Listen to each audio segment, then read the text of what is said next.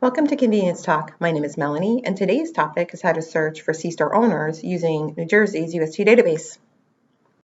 So I wanted to start by going over this blog post on Convenience Talk. What it has is the links to all the UST databases organized by state. So if I go down here,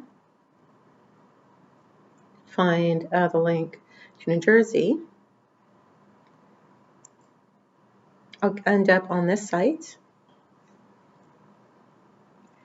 And what I did is go to the bottom of the page, which has the underground storage tanks.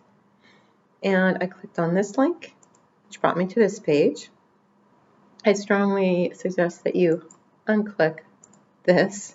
And the reason is that when I tried to navigate the different pages, it just wouldn't render. I got errors saying the URL was too long and whatever. So I picked all the different counties, and then this is the report that was generated.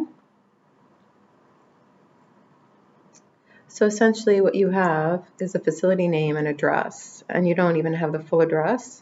So this isn't super useful information. And that's it for New Jersey. My name is Melanie. Thank you for watching this video.